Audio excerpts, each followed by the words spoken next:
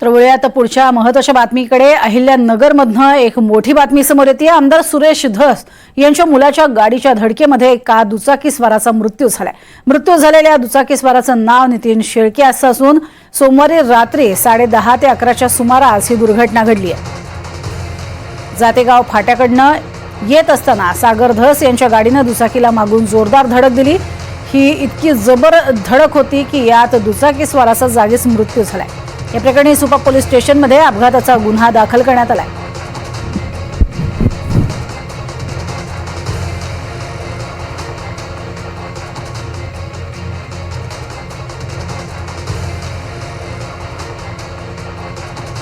कारण 10:30च्या दरम्यान एका 4 चाकी गाडीनं टू व्हीलर वरती एक व्यक्ती चाललेला होता, त्याला धडक दिली आणि त्याच्यामध्ये त्या व्यक्तीचा मृत्यू झालेला आहे।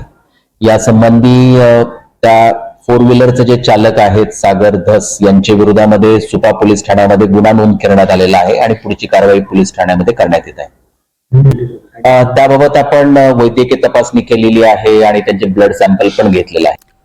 दरम्यान यावरती आमदार अमोल मिटकर यांनी काय प्रतिक्रिया दिली आहे तीही पाहूया। असा आहे, सुरेश धस असतील किंवा आणखी कोणी असेल, मुलाच्या किंवा स्वतःच्या हाताने त्यांच्या अशी दुर्घटना जर झाली तर पोलिसांची कारवाई करत असतात। आता यामध्ये नेमकं ड्रायव्हिंग कोण करत होतं, ड्रायव्हर दारू पिलेला होता का, हा मग त्याचं जर CCTV फुटेज पोलिसांकडे आलं असेल तर त्याच वेळेस कारवाई का नाही झाली? मग ती रात्रीच व्हायला पाहिजे होती।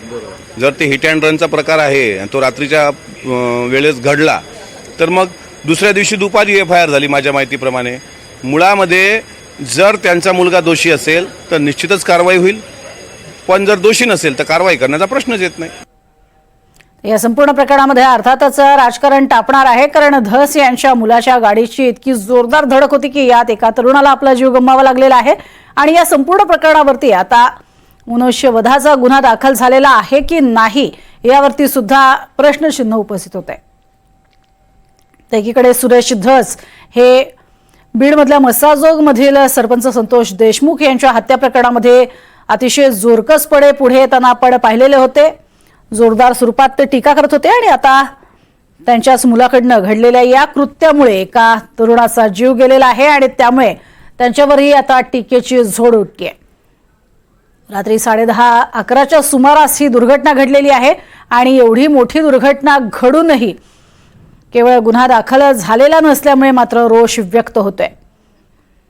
पोलिसांनी दिलेल्या माहितीनुसार सध्या या प्रकरणात सुपा पोलीस स्टेशनमध्ये अपघाताचा गुन्हा नोंद झालेला आहे।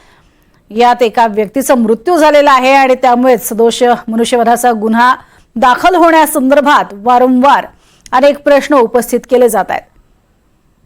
सुरेश धस यांच्या मुलाच्या गाडीचा झालेला हा अपघात आणि त्यानंतर उपस्थित होत असलेले अनेक प्रश्न।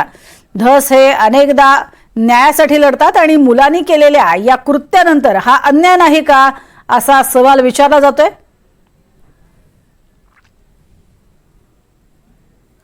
आपल्याबरोबर सुरेश धस आहेत। नेमकी घटना काय झालेली आहे आणि या संदर्भामध्ये नेमके आरोप जे केले जात आहेत की तुमच्या मुलाला मुभा दिली गेली आणि तिथून सोडवण्यामध्ये काम केले गेलं, आरोप विरोधकांचे। मी सोडवणार आणि हे कोण? रात्री 10:30 वाजता ॲक्सिडेंट झाला।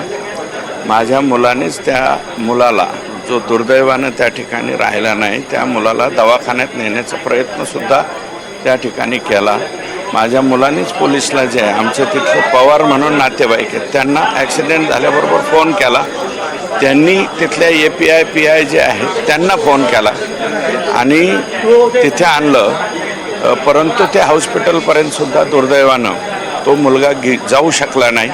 त्याच्यानंतर आहे ते माझ्या मुलाचं, ड्रायव्हरचं, आणि मुलगा आणि ड्रायव्हर दोघंच जण होते, त्यांचं मेडिकलसुद्धा रात्रीच परवा रात्री मेडिकल केलं त्यांनी पारनेरला नेऊन। कारण की एक आरोप आहे की ड्रंक अँड ड्राईव्ह मध्ये होता, हे नव्हता, ते नव्हतं। हे पहा, माझ्या मुलाला सुपारीचं सुद्धा व्यसन नाही आहे, त्याच्यामुळे ड्रंक अँड ड्राईव्हकडे एवढ्या लांब मला वाटतं कृपया कोणी नेऊ नये।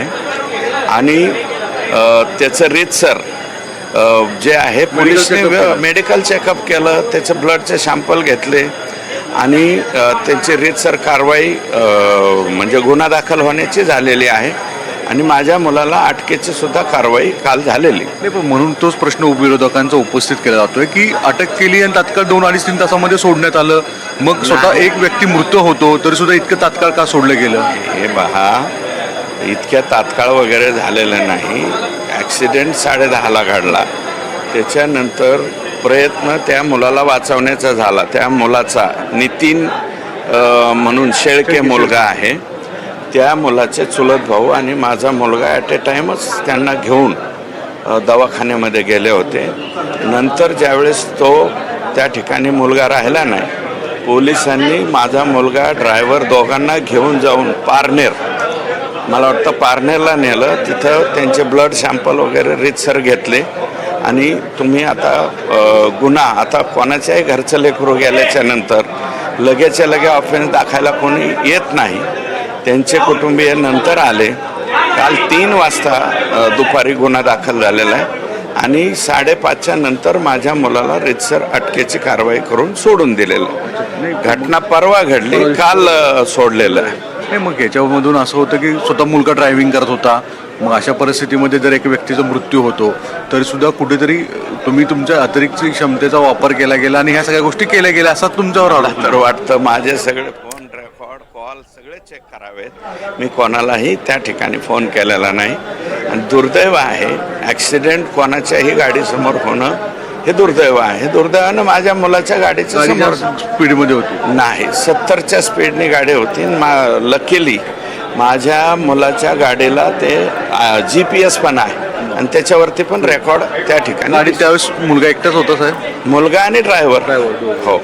त्याच्यामुळे तो गाडी स्वतः चालवतो आणि ड्रायव्हर बाजूला? हो, ड्रायव्हर बाजूला बसलेला होता, गाडी तो स्वतः चालवतो. नाही, म्हणजे अण्णा याचा अर्थ जे आरोप केले जात आहेत तुमच्यावर थेट आता की बाबा कुठेतरी मुद्दाहून हे वापरून तुम्ही मुलाला वाचवण्याचा प्रयत्न केला आहे, सगळ्या याच्यामध्ये? हो, काहीच संबंध नाही ना. मी काय म्हणतो, माझे स्वतःचे फोन बी चेक करा, सगळे चेक करा.